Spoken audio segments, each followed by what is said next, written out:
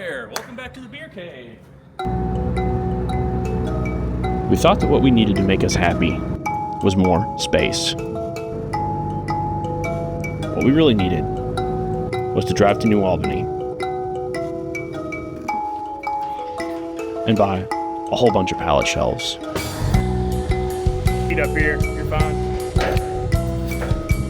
Thanks to Fatty Lumpkin, the shop Tacoma, we got everything safely back across the bridge and into the beer cave. Not stressful at all. Thanks to Alex, we got everything unloaded, ready to go. Maybe we'll wait till tomorrow to put it all together. You said you know how to put pallet shelves together, right? I mean, I'll spend half my life putting together pallet shelves.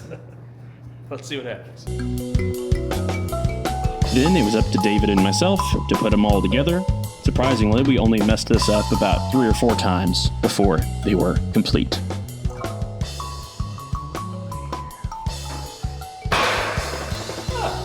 Perfect fit.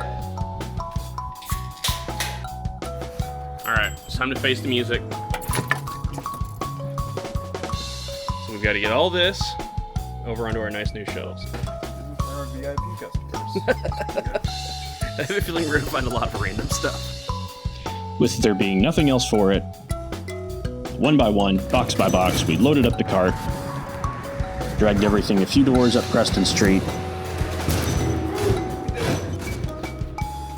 and then box by box by box, put it all onto our glorious new shelves, which got filled up surprisingly quickly.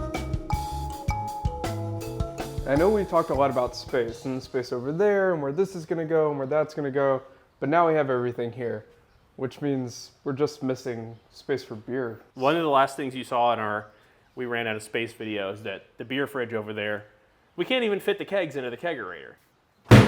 Let's build a Keezer. Do you know how to build a Keezer? No, I have no idea.